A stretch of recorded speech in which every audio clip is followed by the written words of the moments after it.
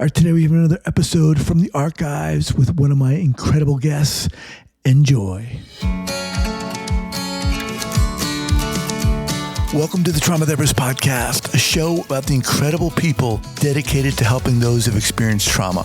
My name is Guy McPherson, and my mission is to raise the awareness of trauma and to inspire each of us to help those around us. All right, guys, welcome back to the Trauma Therapist Podcast. Very excited to have as my guest today, Dr. Michael Salter. Michael, welcome. Hi, Guy. It's great to be with you. All right. Michael Salter is an associate professor in criminology at Western Sydney University, Australia, and specializes in the study of organized sexual abuse. In addition to his work on complex trauma, he has researched and published widely on violence against women and children.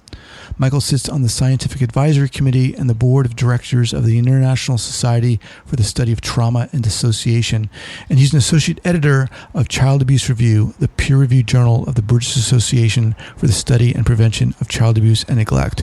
All right, Michael, let's kind of step back here a minute and just share with our listeners where you're from and where you're calling from, and then let's do it. So I'm currently calling from Sydney, Australia, and I'm based at Western Sydney University here. Okay. And are you originally from there? I'm Australian born and bred. Okay, nice. So just reading your bio, I mean, it's serious. I mean, it's heavy, and we're gonna get into how you got there. But let's start off with, as we usually do, with a quote, a sentence, a mantra, something kind of set the tone here. What do you have for us? Well, a quote that I first read when I started doing trauma work, and it's always stayed with me, comes from Marsha Linehan, who, of course, is famous for her work in dialectic behavioral therapy. And, she talks about the role of trauma therapy and recovery in building a life worth living. And that concept of a life worth living has just always stayed with me as a guide in terms of what we're trying to secure for survivors, and what we're trying to offer to survivors is the opportunity to find for themselves a life that they want to live in. And it's a quote that I've often been able to share with survivors, and it really connects with them in a beautiful way, I think. So let's kind of unpack that via you kind of describing your story and how you got to this place. And kind of let's dial in and take us step by step if you can here. I suppose my journey is a little unorthodox. I first came across the issue of trauma and dissociation, in my late teens. A close friend of mine, a young woman, began to disclose a pretty serious history of child sexual abuse by a group of men in the town where we grew up. And at the time, we were sharing a house. We were flatmates going to university together. And so I witnessed firsthand what severe complex trauma looks like. She struggled to eat. She had flashbacks. Her mood was incredibly variable, and she would become very depressed and all of the common symptoms of severe trauma. And we spent a period of time trying to find support for her, services that could help, and it was incredibly difficult. And over a period of time, I came to realize that something had to be done. Mm-hmm. My background was in research, was in academic research and public policy. So I made a career change, and a decision to specialize in the needs of this group of people, so adult survivors of organized child sexual abuse. Excuse me, Michael, let me just kind of jump in here. So you said you were both at university. How old were you at this, like in your 20s? 19. 19, okay. So yeah. This is a flatmate of yours. She comes to you and shares this to you. And what was your response? I mean, she was a good friend of yours, so you knew her quite well? Yeah. I knew her fairly well. She didn't really have the ability to disclose much because she was really overwhelmed by trauma symptoms, constant flashbacks and so on. So it was pretty apparent just from her behaviour that something was wrong. By our early 20s, so it took a couple of years to realise that she was still trapped in a cycle of abuse. She was still being routinely abused. Oh my God. By the men that had abused her as a child. And so that certainly triggered a crisis period for both of us, where I worked with her quite intensively to try to secure her safety from this group of men who were pretty dangerous, and they did things like break into the house, and they graffitied the house, and they did all sorts of crazy stuff. But it was a real illustration to me that there was a group of people out there like her who were completely vulnerable, because we were approaching police, we were trying to contact mental health services. I wasn't quiet about this. I was trying to get help for her, and there wasn't anything. So it really drove the point home that if someone was going to do anything about it, it was probably going to be me. Oh my God. So you got to the point where you, I guess probably quickly got to the point where you were like, what the hell is going on here? And just like you said, I've got to do something about this.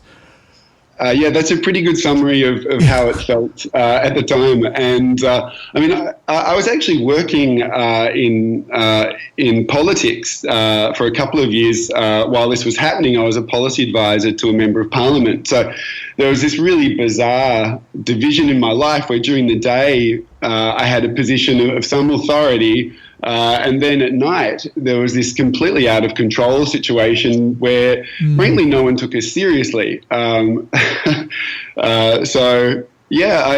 made a decision when I was about 24 or 25 to turn this into a career and move away from politics and public policy back into academic research. That is so admirable to do what you did. And what if we can kind of put a magnifying glass on that, what was it in your being, in your soul, that made you take the step to do this as a career? I mean, you could see some people maybe, wanting to get this person help and doing what they can, but you're like, bam, this is what I've got to do. What was that, or is that in you, do you think?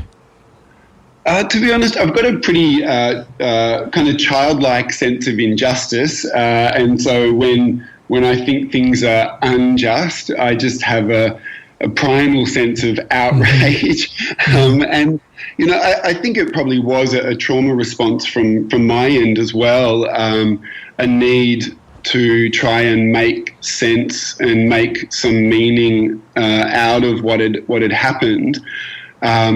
She wasn't the only survivor. There was a group of survivors connected to who'd been abused by the same group, and there was at the time an attempted police investigation into this group. That was a very controversial investigation, and the Ombudsman was then called in to investigate the investigation. And then there was an investigation of the investigation of the investigation. Oh my God. And it became apparent that there were significant irregularities in the attempt to investigate this group. So it was a situation that I'd been caught up in that had sort of spiraled out of control. And and I do think that the decision to go back to study, to make a career out of this, of course, there was altruistic motivations, but I think also I was in a bit of a state of shock and really keen to understand in more detail what had happened to her, but also what I'd been exposed to as well. So what happens next? You decide, in terms of your own story here, you decide that you're going to pursue this professionally. What did you do specifically? I was really aware that there was a lack of evidence around organised child sexual abuse. This was around sort of 2005 to 2006, where the concept of a pedophile ring was actually pretty controversial. And there was a broad view in the media and amongst many academics and psychologists that child sex offenders operated individually, that they didn't operate in groups. And so there was a real need to flesh out this issue with, robust research. So I decided to go back to university and to undertake a PhD and to do a focused bit of work on organised abuse. So I spent 3 years interviewing. In detail, interviewing other survivors of organised child sexual abuse in Australia. So this was quite detailed interview research that formed the basis of my thesis and was then published as a book in 2013. The name of the book was what? Organised sexual abuse. Okay. What were some of your findings? I mean, it's hard not to, listening to you talk, it's hard not to think that, I mean, especially with the Me Too movement, now upon us, and how many people don't want to come out because they're not believed. And here we go again, this same resonance of people not being believed. People don't want to see evidence or hear evidence. So anyway, talk a little bit about your findings, if you would. The primary finding of the study was the role of families in child sexual exploitation. The majority of the adults that I interviewed described their parents as the primary offenders, who then made them available for sexual abuse to other people. And this was really contrary to the dominant view at the time, which is that if pedophile networks existed, they existed outside the family, they involved offenders in the community or offenders online. And it's been interesting in the time since the book's been published, as law enforcement agencies begin to track down, perpetrators of what's sometimes called child pornography or child abuse images. They are also finding that the majority of offenders are parents and related to the child. So this was a really important finding that has started to have an international effect. The interviews also highlighted the role of quite a controversial form of child sexual abuse known as ritual abuse. Mm-hmm. Probably 2/3 of my participants described some experience of ritualistic abuse as part of their child exploitation. And it really brought to the fore that we have subcultures of abuse and sadism operating in the community that do engage in quite bizarre behaviour. But again, this is being substantiated by law enforcement investigations looking at sadistic abusers. And there are a stratum of child sex offenders who do engage in this type of behaviour. You mentioned early on when you were trying to advocate and help your friend that you kind of ran up against a lot of disbelief. Can you talk about that? And even now, what is it? Why do we not want to see or believe, or what is going on? Child sexual abuse reveals the fundamental, hypocrisies of society. We love to believe that we live in a society that cares for children, that looks after children, a society that is, predictable and orderly. And child sexual abuse is incredibly challenging for people. It really upends so many of our assumptions about our fellow human beings. And it's just easier. It is easier to disbelieve than to believe. Mm-hmm. For somebody that has been severely abused as a child in a premeditated and sadistic way, their needs are they have a range of needs that are really intense, that are going to need a lot of time, a lot of energy to meet. And we have not arranged our health systems to do that. We have not arranged our criminal justice system in order to prosecute these sorts of offences. And so they just fall outside our established responses to crime and to abuse. And so I do just think it's easier to turn away and to get on with your life. Basically, it's easier. Yeah. Man. Yeah. And I realize, I mean, as you know, when I read your bio initially, and then again to before we jumped on here, I was like, man, this is intense. I mean, there's no two ways about it. And I remember when I first got into graduate school, I knew I wanted to focus on trauma, and yet there was a fear I had, Michael, and it was really specifically about this. It was like the fear that I would hear kids sharing their stories, or just the child abuse just freaked me out. And it's so, it's so intense. So what are you doing now specifically? What's your role now? So, of course, I'm based at the university, and my focus is on research. Research into system responses to complex trauma. So, at the moment, I'm leading a national study investigating the ways that different sectors, including mental health, alcohol and drug, child protection, law enforcement, is responding to adults with complex trauma. I also do a lot of direct training and practice work with therapists and mental health practitioners, and also law enforcement, to provide evidence and information about organised child sexual abuse.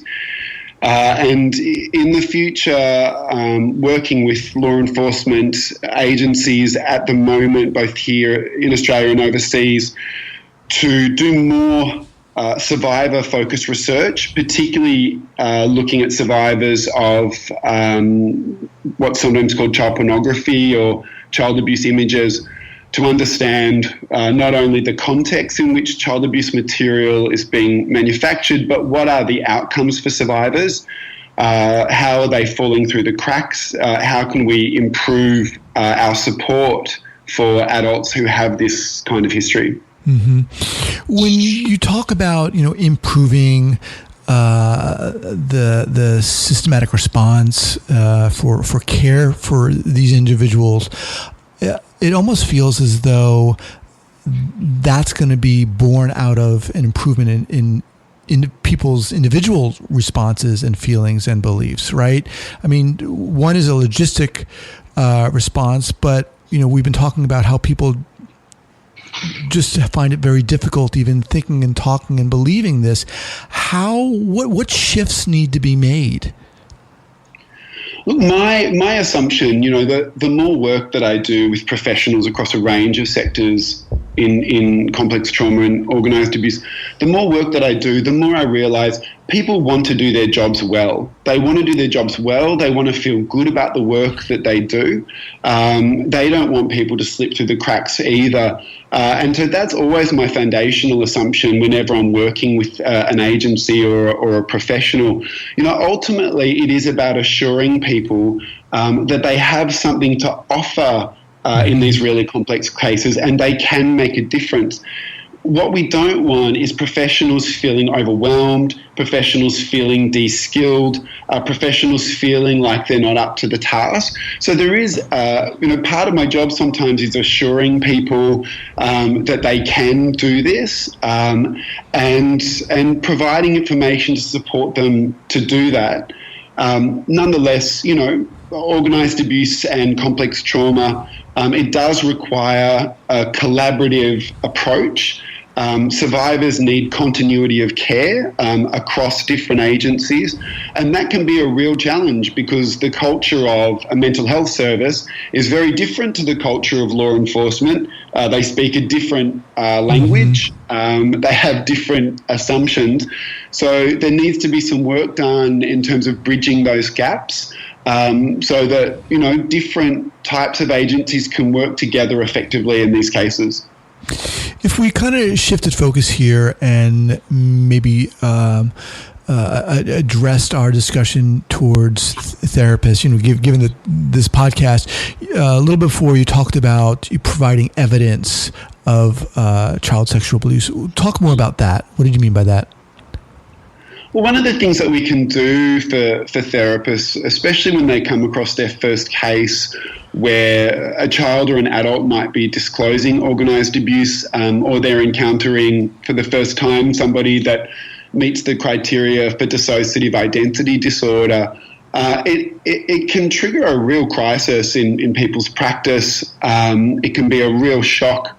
And so it's quite important that people have access to information about organised abuse that normalises the experience, that assures them they're not alone, that this is a recognised problem, and that they're in a position to take the skills that they already have and adapt them and apply them to a client who does have a history of severe abuse.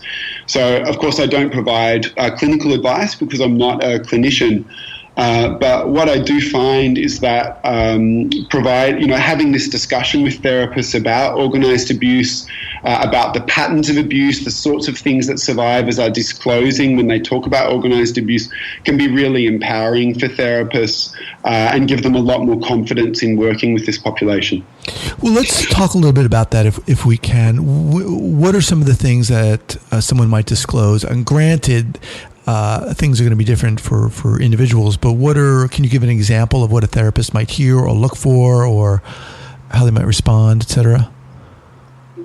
Certainly what I've found when I'm interviewing survivors about their therapy experiences, and I've also done a lot of interview work with therapists working with this population, is that disclosure is staggered and it happens over time. So, survivors will expand on their history, sometimes over a period of a couple of years, but particularly crucial for therapists, I suppose, to hold open a space in which survivors can start to talk about experiences.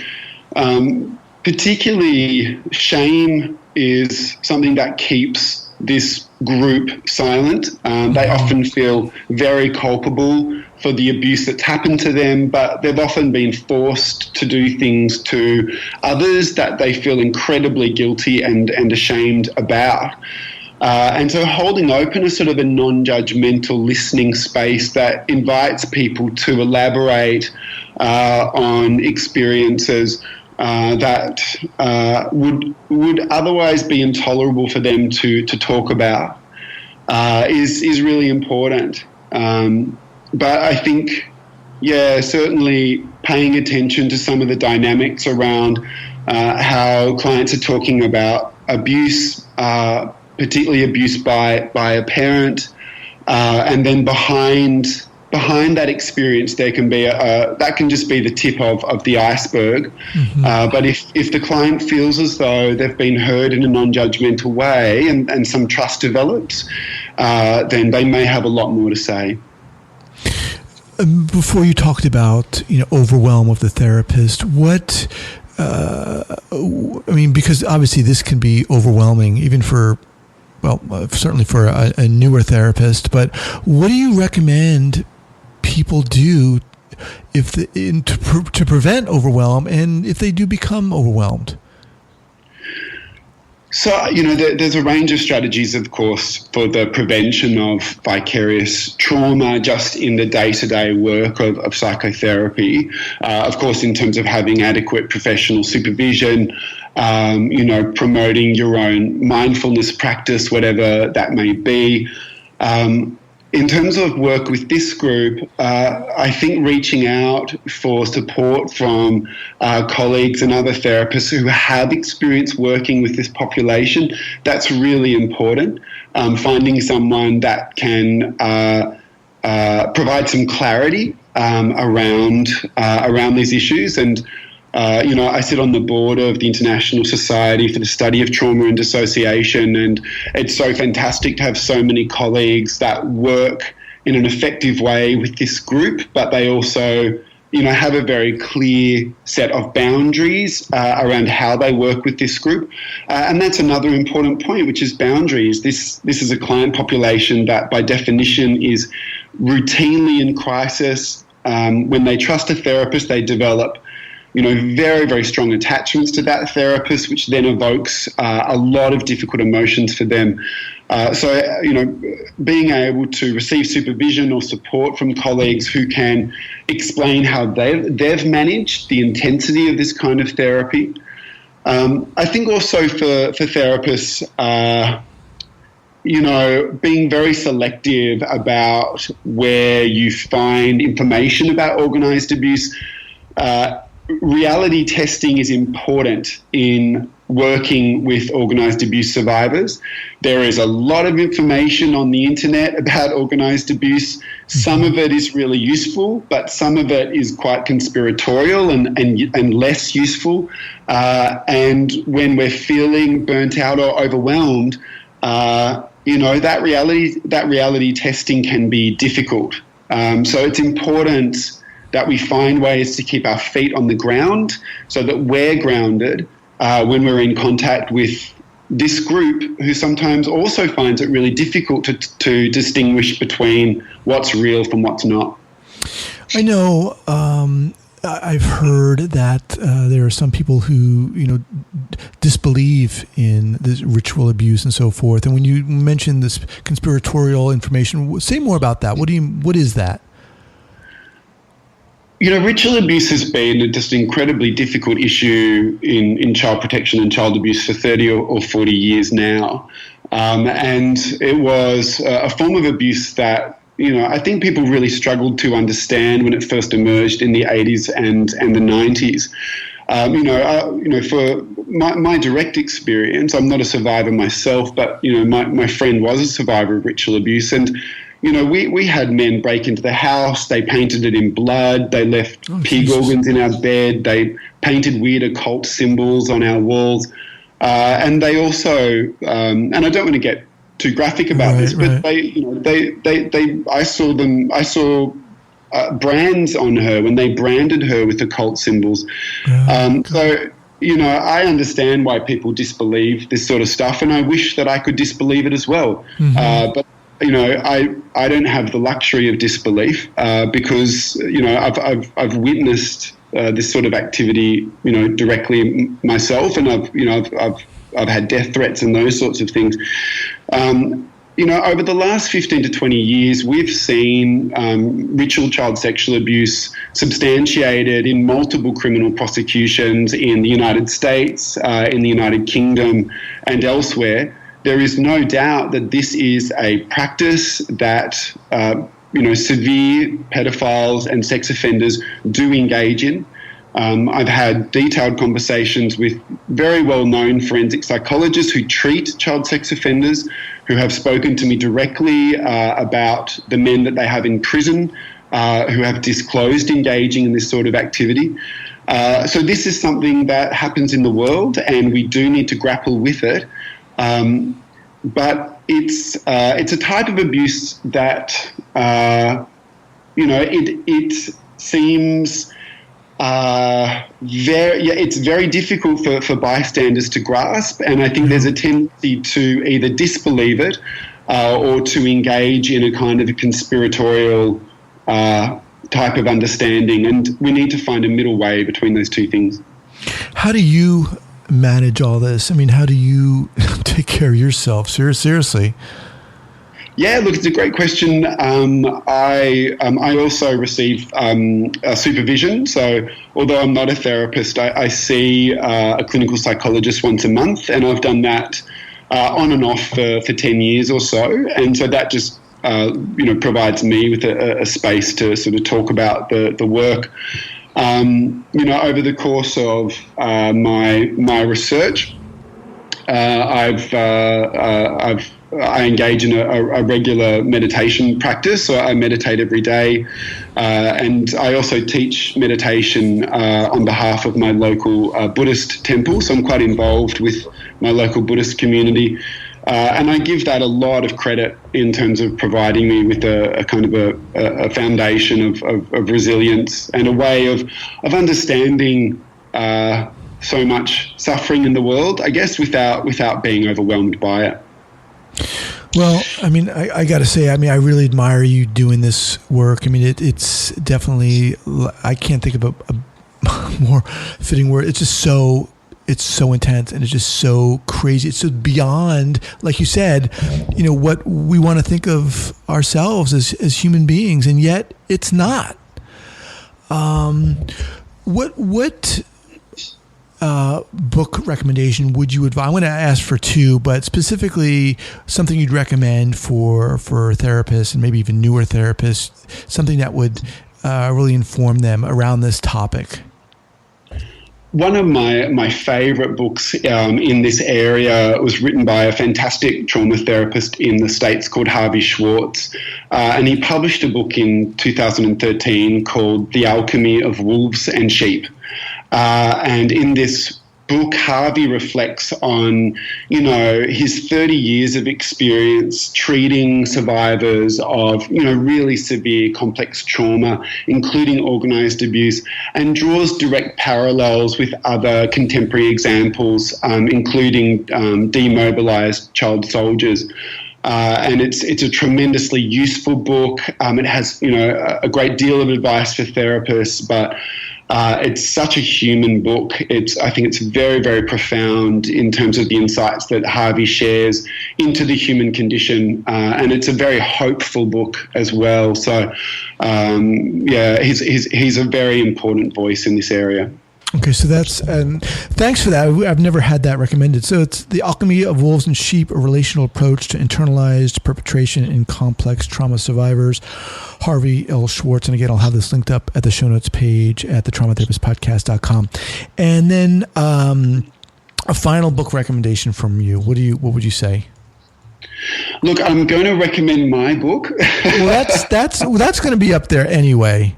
But give me something else that's whether trauma related or not. Your book's going to be up here. Look, there was a really influential book for me from 2001. It's by a UK sociologist called Sarah Scott, and it's called Beyond Disbelief: The Politics of Ritual Abuse. And this was work that Sarah did in the United Kingdom. She also did interview research with survivors of ritual abuse, and she provides a really grounded analysis of their life histories and really demystifies ritual abuse. She shows how ritual abuse happens in just the everyday context of people's lives.